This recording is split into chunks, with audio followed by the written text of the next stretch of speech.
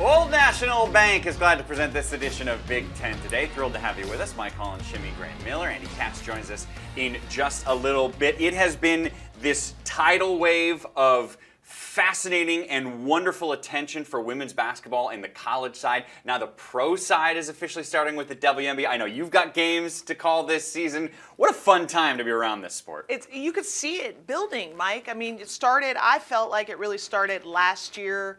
It's grown exponentially this year.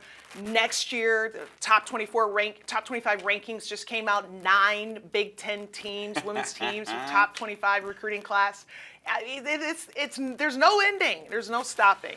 All right, so let's get to our big story of the day, which is kind of the big story of the whole week, and that is the news from a handful of hours ago that Lisa Bluder was going to step down and retire, and in her place, longtime assistant, the hand to Lisa Bluder, Jensen, who was a great player, almost 30 points a game her senior year for Lisa Bluder at Drake, has been with her as an assistant at Drake every one of the last 20 years as the associate head coach here, known as a great recruiter, known as a post doctor year after year. There's someone that plays in the post that she is just so good at developing into superstar talent. And I want to get to Jan in just a second, but I was shocked when the news happened the other day about Lisa stepping down, partly because of the timing, but just because she's in her 60s, but you felt like she had a lot more time and her career was doing so great. What was your first reaction when you heard the news? The opposite of you. Okay. I was not shocked, not even with the timing. I actually appreciate the timing because she didn't make an emotional decision. She just went back-to-back national championship games. They had that tour in the summertime where they went to Europe. So not a whole lot of downtime for her the last couple years. So I appreciate and respect the fact that she took some time. She took some time away to think about things, to not make an emotional decision. And then she said, you know what? I took some time to say, it's time. I'm going to step away. Some people get what they earn or deserve. She's gotten what she's earned and deserved for what she's done for Iowa women's basketball, not just the program, but the entire state, Mike. Her entire career playing, coaching has been in that state. So she understands the history, the tradition, and the pride. She took a program, she made it better. She did it with class. She did it with dignity. She is a player's coach and an X's and O's coach. She coached the greatest college women's basketball player in the history, recruited and coached her, developed her. And an in-state one at that too. And an in-state one. It's time. And then she's leaving it in great hands. You said Jan Jensen was her right hand. Jan's her right hand, her left hand, her back, her heart. Yeah. She's leaving it in great hands. Yeah, I was going to ask you about how her career will be remembered, but I think you summed it up pretty perfectly. And it ends on a high note of back-to-back national championship game appearances, 3 straight Big Ten tournament championships for them. But let's get into Jan Jensen. You were a longtime coach. When you see what Jan does on the sidelines, what stands out to you? You called her the post doctor. Mm-hmm.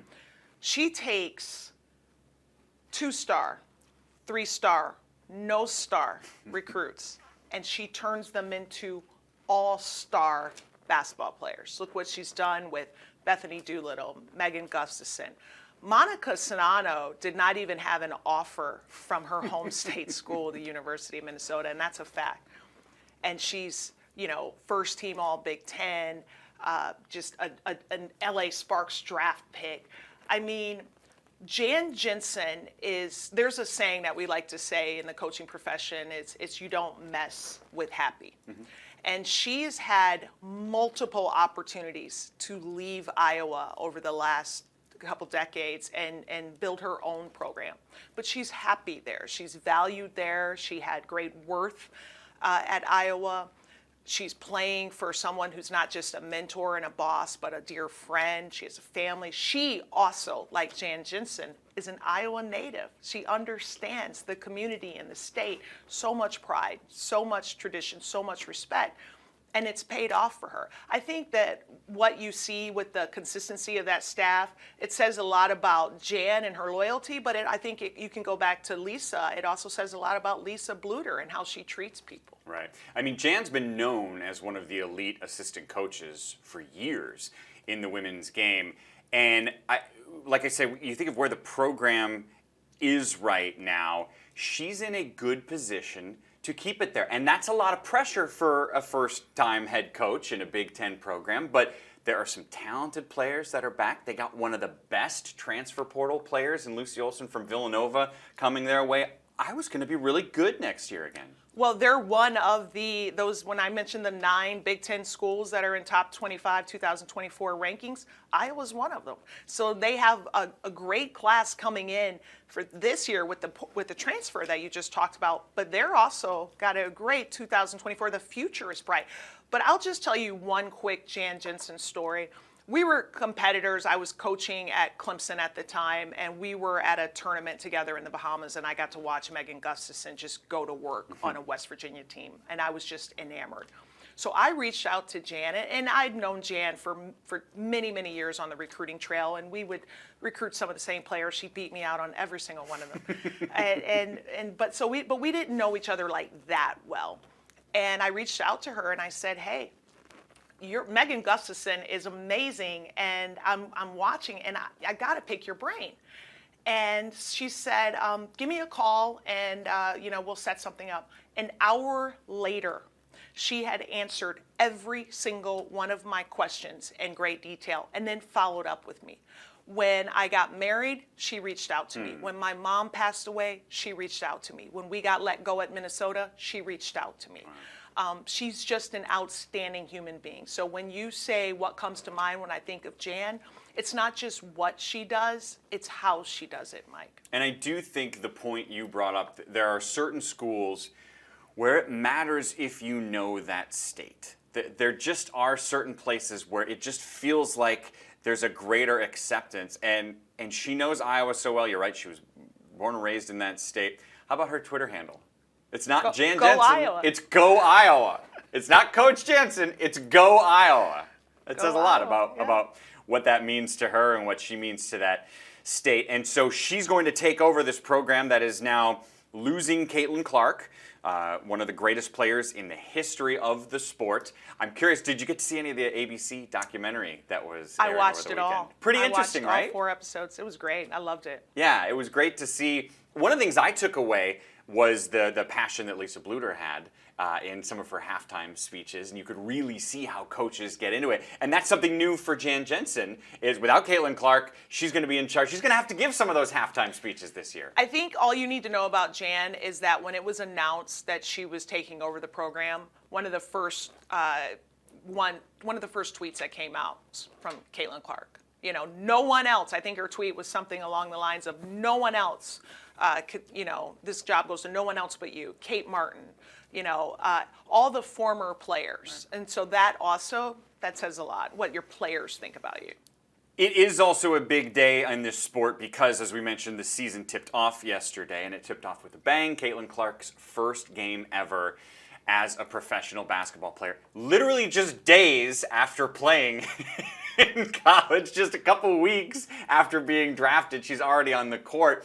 And I will say, listen, she was not perfect. She had 10 turnovers. That's not okay in the pros. That's not okay at any level. And she was the first one after the game to say it. But my goodness, she led her team in scoring. Her first professional game as a rookie. And so many of the headlines are like, Clark struggled. I'm like, how high is the bar set for this player? And as much as that first made me kind of go oh, geez, people, what are we doing? It's like, she's kind of earned that, right? This is her new reality. The bar's going to be high for her. Okay, so we have another saying in basketball. You don't get too high and you don't get too low. because it's never that bad and it's never that good. It's usually somewhere right in the middle. So this is my second year as a WNBA analyst. I watch a lot of film. I go through a lot of stats. Do you know how many current WNBA players have never scored 20 points in a game? So let's just put that into perspective. Right. All right. So the turnovers at times at Iowa, turnovers were an issue for her at times. And it was, because she sees things that might not be there or that her teammates might not see. She's going to get better with the turnover. She's got a great coaching staff. She's got great teammates. I can think in the 27, 28-year history of the league, Mike, I can think maybe a handful of players who had a seamless adjustment from college to their rookie year in the pros. And the reality is because you just don't have a lot of time to adjust. Andy Katz and I were talking about this earlier today, is that name another league where you don't have an adjustment period. The NBA, you got 4 or 5 months after your NFL, season. they're done in December, January, and then those guys are off in Florida or California working out with personal trainers. Like, literally, Camila Cardoso and Caitlin Clark, they were playing in a national championship game in April. The draft was April 15th. You and I covered that. First day of training camp, I was there. It was May 1st. Like, let's have some perspective, everyone. Let's everybody just calm down. And I feel like that's the important thing is perspective. Because one of my points is like, who did the Fever play? They played the Sun. Who coaches them? The reigning coach of the year. They're one of the best defensive teams in the league. Like, who covered Caitlin Clark more this year than Stephanie White? How many games of Caitlin since? You don't think Stephanie White had a great game plan for Caitlin? So, and also the physicality. A lot of people don't, that are new to the WNBA. I'll just give you a little sneak preview or a little tidbit. Connecticut is the most physical team in the WNBA. So she's going to be fine, everyone. It is her new reality, and she's going to be just fine this season as well. Always great having you here, Jimmy. Good seeing you. Great job, Mike. Enjoy the upcoming WNBA season. We'll be watching you call a bunch of Appreciate games. We'll be time for our big stat brought to you by Old National Bank. It looks at the combine participants from the Big Ten, including, really all names that you're well aware of from this past season in conference play, and none of them more famous or more accomplished than Zach Edey, who was so good in his college career. And there's a tweet from someone named Andy Katz saying, Zach Edey out here burying threes in the shooting drills. Of course, he's not being defended, but these drills are all about showing your form, range, and release. And we thought that was such an irresponsible tweet that we had to bring in the owner of said tweet to come talk about it. Here he is, ladies and gentlemen, Andy Katz. Okay, so you've been at the Combine. Yes. I think we have to start with Edey, right? Because that is the big question. This guy who is an old school center, he's going to be in the paint and do those moves. Does that translate to the modern NBA game where they don't have bigs that don't step out and hit threes? Yes, and I will say this, a couple things. First of all, of the guys we just put on the screen, only a couple of them are actually participating in the 5-on-5. So when Edey did that, and he's not one of them, that was on Monday, where they put out the higher profile names, where their agents have said, don't get in the 5-on-5, and they did drills for all the NBA personnel to watch. And he was in a group with Donovan Clingan. Last time they were together, was the national championship game in Phoenix, and he did pretty well against them, but obviously the team didn't.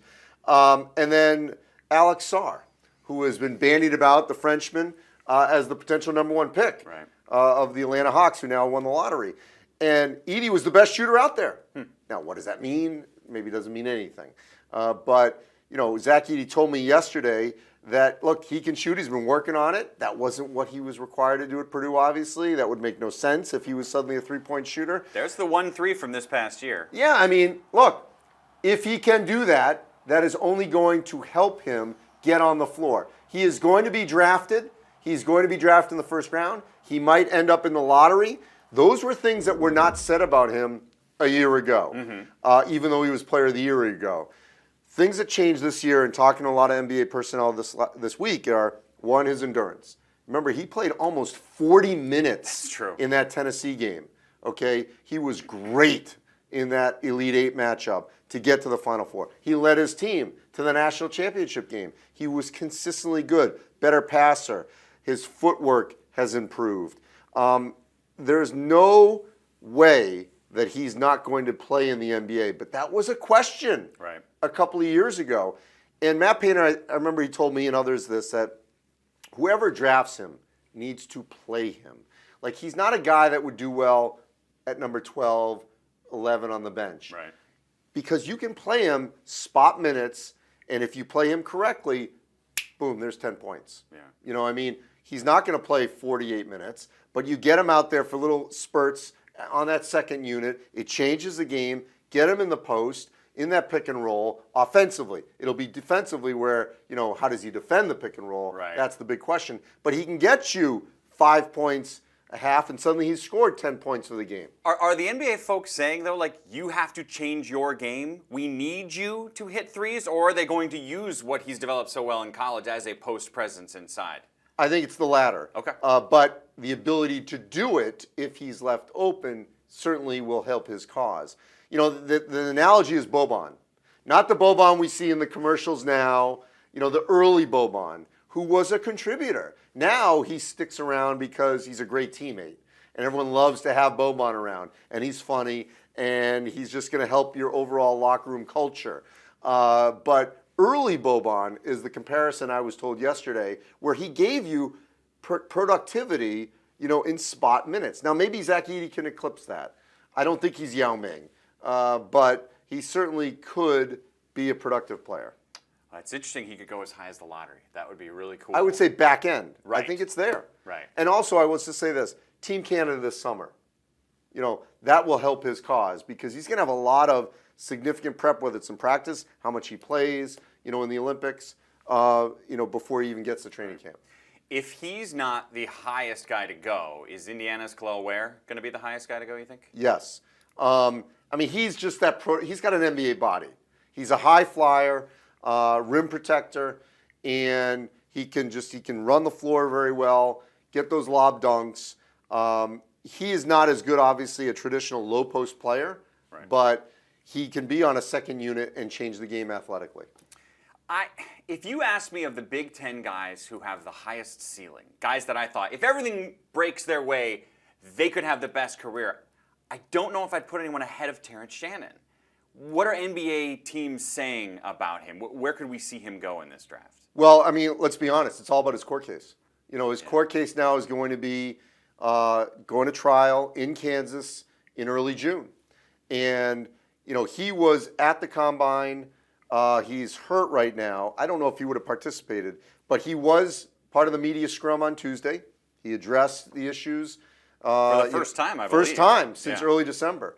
Illinois and his legal team chose not to make him available at any point during the season from once he returned from his suspension. And so the teams are waiting to see what happens. If he is cleared legally, there's no question he's a first-round draft pick. I will be interested to see between now and June 10th how many workouts he goes to, if any, or does it become, if he gets cleared in that trial in that mid-June, is there a flurry of workouts between June 14th and June 26th? Because that's what I think will happen. If he gets cleared, he's going to be all in, all over the country getting looked at. One of the more interesting names to me that have been getting a lot of talk in mock drafts is Iowa's Peyton Sandfort. That's a guy at the beginning of this past season I don't think I would have thought would be an NBA draft pick potential. So what did NBA teams see over the last 7-8 months? Well, they saw a guy who's a shooter, certainly, who, I think he's got some edge and some toughness to him.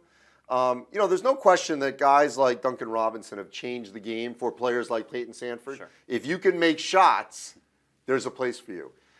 I got the sense in talking to him on Tuesday that, he will go back to college because I just don't think he's going to hear the right things of, oh, you're, in the first round. He's not a first-round pick, I don't think. Is he a second-round pick? We shall see. But, look, the game has changed right now. The sport, I should say, has changed because of NIL. Used to be, you got to if you get in the second round, okay, that means I can get some money. Now you can make more money if you are a star than you would as a second-round draft pick potentially. So I would be surprised if he does not return to Iowa, where there would be potential funds for him to have a better year and put himself in better position to be drafted next year. You know, I mentioned a few moments ago high ceilings. I know throughout the season, being able to call a couple Minnesota games, I feel like Cam Christie at some point is going to have a really high ceiling. I don't know if I expected the NBA folks to think he had a high ceiling right now, but there are mock drafts that have him going in the second round. What have you heard about him? Same deal. And I talked to him yesterday, and look, these guys are saying the right thing. You know, we're all into the draft, which is what they should do. If you're going to go to the combine, you should be all in. And you've got time to make a decision. Now, he did put his name in the portal, so he is one of those players that has that fallback, that if he withdraws from the NBA draft, it's sort of an open market for him. Is it Minnesota? Is it another school? I mean, he would be highly marketable to the general college basketball landscape if he's out in the open market, if he withdraws from the NBA draft. I know he wants to be in the NBA, but I don't know if he's going to hear enough to say, you know, you're a lock for 25. To me, he's in that range where he could go, you know, deep into the second round, or could he sneak into the back of the first? Maybe, but he's not going to get a guarantee that I think would make him feel comfortable enough to say, oh, okay, I should stick it out. Right. And in that same boat, Coleman Hawkins is not coming back. He's all in for the NBA, right? Yes, although, again, he left a tiny window, and he's been very coy on social media. You know, he graduated, went through graduation, had a post with him sort of walking away from Illinois. I did not get the sense from Brad Underwood that he expects him back in any way. Coleman was pretty adamant that, like, he's got a do not disturb sign on his portal, and yet he's still getting bombarded from potential suitors. But he wants to be in the NBA. You know, these guys that have graduated, you know, there's got to be a real incentive. But, you know, again, made some shots, was sort of just in the mix in the one scrimmage yesterday. But I do think he would be a good workout guy. When you get him in those NBA facilities, you know, he's really long, he's athletic, he runs the floor well, he's, you know, I think he's got good charisma, so I think he'll interview well. So he is a player that I think could hear the right things when he goes through the process. But it's going to be very interesting to see. I think you're right to hit on those two, Christie and Hawkins. Their decisions, I think, are going to be really interesting to track over the next couple of weeks. Got a lot more coming up throughout the course of this hour with Andy Katz. When we come back, well, sticking with men's hoops, here's a look at some of the best incoming transfers to the Big Ten. You can see maybe the names aren't necessarily all that common to you, but the schools they're coming from certainly are. Great Osobor is a name you might want to know. He's the Mountain West Conference Player of the Year who's following his head coach over to Washington. With that in mind, Andy and I are happy to bring in a man who's not only considered a rising star in the industry, he won the award! Yes, U.S. Basketball Writers Association Rising Star. He is John Fanta from Fox Sports, who joins us now. John, before we get to some specifics, let me start off with just your big picture take on where we are right now in the world of college basketball with the transfer portal. Well, Mike, Andy, it's great to be with you. We're in the wild, wild west on steroids. Look, there's no denying that it's a chaotic state right now with college basketball, and that when you look at this sport, it's crazy because the transfer portal never stops moving. Right now you have guys at the Chicago Draft Combine who are in the portal, could end up still going to a different school or could end up staying in the draft, but they're in the portal, and that just means that the value is only going up. Because if they come back to college basketball, we just saw it with Great Osobor earlier this week. He will make, according to reports, over $2 million at Washington this upcoming season. So this is a crazy market right now. And you have to be able to build an NIL purse that is at least a couple of $1 million to be able to field a team with several star-studded talented players. The good news is in the Big Ten, these programs are all fully stocked. They've got resources. They've got every asset imaginable. But there's no denying that right now when you talk to coaches, when I talk to Big Ten coaches, they're saying, look, I haven't really gotten a chance to breathe since April 6th, and I'm not complaining. But by the same token, doing this every single year makes you wonder, where are we going to be in 3 to 5 years, and will we see some sort of a change? This is one wild climate in college hoops. 2 quick points off of what John just said. First of all, there are 2 players at the Combine that fit exactly that description that Big Ten fans are very familiar with, in Cam Christie from Minnesota and Coleman Hawkins of Illinois. Now, both players on Tuesday said they're all into the draft, but they've got this sort of safety net of the portal that they threw their names in. They certainly could go back to their respective schools. Didn't sound like it, but their value will increase if they withdraw from the draft, and suddenly June 1st, they're out there for the taking. And so that's point number 1. Point 2 is this will dramatically affect summer recruiting because these coaches have to basically mold these teams beginning July 1st. Right. And so where do you want to be? You want to be with your team, not all over the country recruiting, for 2 years from now, because you got to get this team together from day one in July. And that's a major shift. And really the players that get hurt from that are the high school juniors and seniors now. Is there any, I want your thoughts too, but let me go to John first. Is there any realistic change that could come in the next year or two to help things out? Maybe an adjustment to the timeline, Mike and Andy. Maybe there's another adjustment that we have where perhaps someone has to choose their next destination by a certain time. Because right now, an athlete has to enter, a basketball student athlete has to enter the portal by May the 1st. That is the deadline in place right now.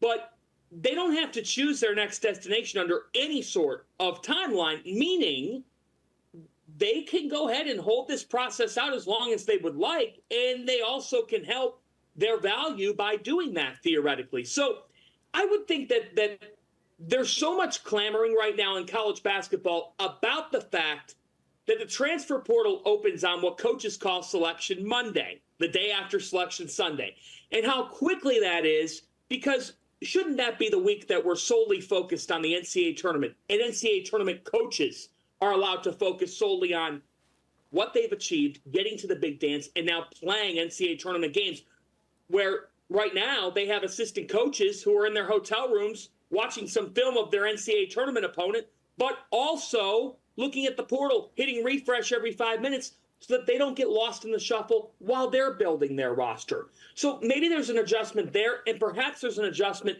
by when you've got to choose your next destination. Outside of that, I don't see any major shift in the next year. Here's the good news in the Big Ten. Again, these programs are so well equipped to be able to maneuver their way through these different times in college basketball. And you've got a couple of Hall of Fame greats. You've got a couple of some of the greatest coaches of all time in college basketball now getting added in. Some of the best coaches in the country now coming into this league. Guys like Dana Altman at Oregon. How about job Eric Musselman did at Arkansas, now at USC, and Mick Cronin at UCLA, not to mention a rising star in Danny Sprinkle at Washington. So to the names that we just put up on the screen, and there are others like Michi Johnson going back to Ohio State from South Carolina, what this portal has done for Indiana, for UCLA, for Michigan, teams that didn't make the NCAA tournament, it allows you to restock really quickly. And with the anticipation that you're not going to be down. For Mike Woodson and Mick Cronin, 2 coaches that have been in the NCAA tournament. Mick Cronin's obviously, been in the Final Four within the last couple of years. The down is quickly erased if you can stock the portal, which they both did. For Michigan, Juwan Howard out, and Dusty May comes in, brings with him one of his players who got to the Final Four with him, and Vlad Golden, an experienced player. From Yale, we'll see if he can make the transition from the Ivy to the Big Ten, although they, years ago, remember Columbia's Mike Smith made that transition as well. So it allows you to erase that quick dip really quickly if you were the present coach or new coach coming in. Is there a team or two, John, that jumps out to you that from the Big Ten specifically has done the best this year in the portal? I believe that Indiana could be a top 10 team in the country, Mike and Andy. I think that they have crushed it in the portal, and I am all in on Mike Woodson's group heading into this upcoming season. You think about it, Umar Ballo was as strong of a big man in the portal that you're going to find, but not just Ballo. To bring in Miles Rice from Washington State, he is why Washington State, a team, a program that we have not become accustomed to seeing in the NCAA tournament, why they went dancing for the first time in several years. Hayden Carlisle was a quality addition as well, coming over from Stanford, and Luke Goody from Illinois, they pick up shooting there. Woody went to work, and in Bloomington, they should be hyped about their Hoosiers. I really like what Indiana has been able to do. And I do like what Michigan's been able to do. I think that Dusty May is going to get Michigan going quickly. I love this hire. He is a stud. You don't lead Florida Atlantic on an incredible Final Four run unless you are a stud, and he is one. Not just Vlad Golden, who follows him and has played against power conference opponents. I remember Golden going up against Illinois. Illinois fans might remember that at the Jimmy V Classic last season. Roddy Gale coming over from Ohio State. That is a high-level pickup, and the Buckeyes will be A-OK. I do like Jake Diebler's team. But Danny Wolf from Yale, as Andy alluded to it, I believe he's ready for that transition. This is a nice portal haul in Ann Arbor, and I think there's a whole new wave of energy that I really like out of May. I'm buying the Wolverines in year one of the May era. So I want to pick up on Indiana because I agree with them. I think Indiana's the big winner so far. In years past, when you lose a Liam McNeely, who was, top 5 player in this class, and initially on social media, all the critics were out to crush Indiana. How can you lose this top player? What does this mean? In years past, it would have meant a lot because you can't replace a talent like that. But now with the portal, boom, they replaced him, and then some. And they've got plenty of talent coming in. McNeely ends up going to UConn, and that's fine. But Indiana was able to replace him. And Mike Woodson, he usually stays above the fray with all the critics. He was able to just sit back and say, wait, I got a plan here. Right. For whatever reason, McNeely didn't want to be at Indiana. I can replace that kind of talent, and he did. And you guys mentioned Luke Goody going to Indiana from Illinois. But, John, there's plenty of people in Champaign who feel really good about where they are right now in the transfer portal. How come? Well, you bring in Kai Boswell from Arizona, who is an experienced guard and has played a lot of minutes for an Arizona program that was one of the best in the country this past year. So that's a really, really nice get by Brad Underwood, but he wasn't done there. You bring in Kerry Booth from Notre Dame, who figures to help them in the front court. You bring in Ben Humrichis from Evansville, a really quality addition who I've heard great things about. Trey White from Louisville, Jake Davis from Mercer. Illinois, guys, is always going to have the resources and the NIL to be able to be right up there and be able to field a really nice roster. And for this program right now, the momentum is in a tremendous place. You're coming off of an Elite Eight season in which they broke through in the NCAA tournament. That means something year to year because you've got Ty Rodgers back, and I expect him to only get better. And Gibbs Lawhorn as well is an intriguing piece for them. So for Illinois, they're going to have quite a few options. They're going to be able to score the ball once again. And I think Boswell in Underwood's system could be a perfect match. So the folks in Champaign, they should be excited. We know that they want to win it all. Of course they do. But when you make it to the Elite Eight, that was a great step in the Underwood era this past year. I would say this about Illinois. I think they're batting about 90% in the portal era, with maybe their only miss, Meyer from Baylor, that didn't really work out. I mean, Danger was productive this last year. Harmon, Guerriere, obviously Terrence Shannon. He was a transfer. They hit a home run there on the court with him. So, their batting average has been pretty good. And we'll see. I mean, and of course, Marcus Domas, excuse me. Right. He was a home run. As good as anyone. Yeah, a home run for Illinois. So that just, enhances my point that, Meyer, for whatever reason, I didn't think he worked as well. system-wise, or Underwood versus Scott Drew, but for the most part, they have batted really well in getting transfers that fit Illinois. In our final 30 seconds before we let you go, John, I do want to turn to the next step, which is the NBA. Zach Edey had as good a college career as you could ask for from someone, but there's a lot of grumblings about how he will fit in at the next level in this modern era of the NBA. How do you see him fitting in? Oh, I think he fits in well. I think he's going to have a role in the NBA. I believe that Zach Edey is a guy who is going to, in his rookie season, potentially come off the bench, but play 15 minutes and be that type of guy. And there is nothing wrong with that as a rookie. This is a guy that to stand with shoes at the combine at 7'5" and to possess all of the traits that he possesses while also growing. Matt Painter has talked at length about this. His mobility has gotten so much better. They've worked so hard on him being able to track down players defensively, make things happen when it comes to rim protection. And when you have a presence like that on the interior, on the offensive end of the floor, it changes the way an opposing team has to play. NBA coaches love wrinkles. Zach Edey is the ultimate wrinkle in this draft class, and it's why I believe he will be a top 20 pick, at least on draft night. The award-winning John Fanta. Great stuff, man. We appreciate your time and your insight. We'll talk to you soon, hopefully. Thanks, fellas. Obviously, a ton of changes going on in Ann Arbor. Here's a look at the roster differences. Some transfers out, a lot of transfers in. The biggest name that has transferred in is the head coach, Dusty May, replacing Juwan Howard. And he had a chance to talk with May recently. Well, Dusty, now the new head coach of Michigan, the most important thing is you had to put a roster together. How would you grade yourself in putting the roster together for Michigan for next season? Well, we're pleased with the pieces. We feel like they fit. We have positional size. We have good skill. And so now it just, I guess, is whether we become a team and a unit and gel together. As you were looking at former FAU players, players from a variety of conferences, what stood out? What was the characteristic that you needed to find in dipping into that portal?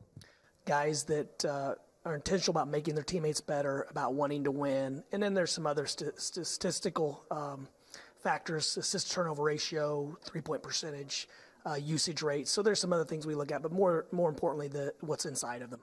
So let's start with a couple of names. I mean, if you can rattle off your roster to us about who where you see some of these guys fitting in, because they all were contributors in their previous spots, and now they may have to check their ego at the door as they build this team.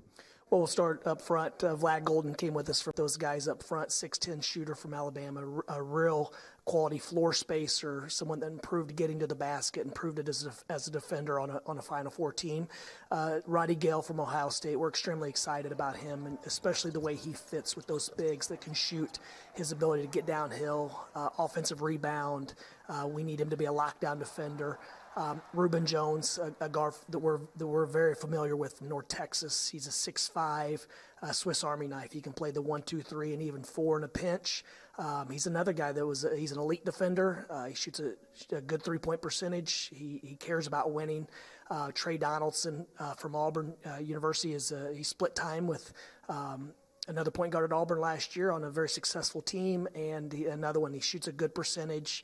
He has a high assist turnover ratio. He's a strong physical defender. So those guys are all coming out of the portal, and we're excited about all of them. You had a lot of opportunities after going to the Final Four. There was a lot of Big Ten potential here. Michigan's Michigan, but why was Michigan right for you? For a number of reasons. I think we can attract, I guess, any job that I've ever looked at as an assistant or head coach, the first question is, can you attract quality people that can help you win and that you enjoy doing it with? And I thought Michigan encompassed all the things that our staff needed to be successful. So it was more of us wanting to represent this university, this brand, and it just felt right. And lastly, unbelievable alums. How critical is it for you to bring the Beeline group, the Juwan Howard group, the Fab Five group, everyone back together under that M? that's been the most pleasant surprise, is that everyone from all different coaches, generations, they've all came back and they want to contribute. Also, just the brand and the alumni base of Michigan has been something that's been extremely impressive. I've been able to learn from a lot of those guys as I've tried to recruit them into the program, into the inner circle. So it's been really it's been special on a lot of fronts these first 5 or 6 weeks. That was from Andy's chat yesterday with the new man in charge of Michigan. And listen, this was not a good team last year. 8-24, the most losses in a single season in the history of that program. Normally, I would say, boy, this feels like it's going to be a tough uphill climb to rebuild a program. But we live in this modern world of transfer portal success where you can change your entire roster like that. What do you think will be a realistic timeline until Michigan can get back to being a competitive squad? Oh, I think they will be next season. Yeah? Yeah, Right I mean, I'm not ready to predict they're going to be in the NCAA tournament, but the pieces they've put in place, if they still stay healthy, with a couple of guys returning, yeah, there's no question they could be in the mix for some sort of postseason. What is that? Is that NCAA and IT? We'll have to wait and see. But this was a great hire from Ward Manuel. It could have been where the program went even more sideways when they relieved Juwan Howard of his duties after the Big Ten tournament, or after they finished in the Big Ten tournament. What I thought was really impressive was that last answer, and also from Juwan, because Juwan Howard also made it clear that he, at least publicly, doesn't have anger toward Michigan, because they worked really hard to bring back the Fab Five era and bring everyone back under that fold, under that M, as I said, because I think that's critical. They can't have any more fissures within the Michigan basketball community. And if they can have everyone feel good about coming back to watch Dusty May's teams from all these different eras, Fisher and beyond, I think that's critical for this program going forward. They don't need any more chaos. And I think Dusty May, I mean, he doesn't look like anyone who deals with chaos. He's very even keel. Look, he's going to keep everything very orderly. May fix my computer. Sure. Nice. Nice. Didn't say that when you were with him next. No, I know. I was like, hey, are you an IT guy? I don't know. But he's just very even. Yeah, and his response drama. His response was, and who are you, yes, sir? What will be the biggest difference, you think, either personality-wise with Dusty or the style of basketball that he's going to bring? Well, I mean, look, we saw it from Florida Atlantic. I mean, that was it's another thing about Dusty. He's very even, but his team's played hard. I haven't had the privilege of sort of being at the practices for FAU. I'm looking forward to doing that with Michigan, because something must go on, because his players play their tails off. That was a hard team to go against at FAU, and they scored, they defended, and I think that's what we're going to see from Michigan, a hard team to play against. One more segment with Andy. Of course, he wants to chime in on the UCLA Bruins, who officially become members of the Big Ten on August 2nd. 11 national championships all time. 10 of them came under arguably the greatest coach of all time in John Wooden. What do you see in the Bruins, their program, and their team next year? Well, obviously, Mick Cronin was not going to stay down for long. I mean, he had a very young team last season, an international team. They had one of the better players in the Pac-12 in Adem Bono, who has stayed in the NBA draft, but they just didn't mesh consistently enough. I saw them early in Maui, actually Honolulu. They struggled there. They had a little blip where they had a nice run in the middle of the Pac-12 and then dipped again. They went heavy into the transfer portal. We talked earlier in the show about Indiana, Illinois, and Michigan and Ohio State. I would put UCLA in that top grouping. And ultimately with, Kobe Johnson from USC, who was a really outstanding player for the Trojans, moving over within the city. Sky Clark, a familiar name to Big Ten people, played at Illinois, then Louisville. And then some players I think will contribute, whether it's Eric Daly from Oklahoma State, Tyler Belledew from Oregon State, William Kyle, the third from South Dakota State, returning with Dylan Andrews, Lazar Stefanovic. They've got a good core who can score. They really struggled at times to score last year. They will defend under Mick Cronin, but I would not sleep on UCLA as a team that's going to be be a factor in the new look Big Ten next season. We talk all the time about the Big Ten, especially in men's basketball. One of the things that stands out is the atmospheres, the arenas. It's just different than other conferences have. Now you're adding Pauley Pavilion to that. Isn't that something? Yeah, it's an iconic facility. There are times they don't draw as well, certainly early in the game, traffic and all that, but when that place is full, It's one of the best facilities in the country. I do say this about Mick Cronin. I do think he's probably as, if not more, prepared of any of the other 4 schools to enter the Big Ten because they defend and they're physical. Right. That's the way he plays. You know, Lavin, they were a little bit more offensive and just going back, obviously, some years, maybe Alford, but Mick Cronin plays a Big Ten style. Now, I was thinking, is there a chance we'll squeeze Lav into this hour? I had to throw a Lavin factor in there. Last 15 seconds, we just found a way to get our guy in there. Randy, I'm Mike. Thanks for watching. See you next time.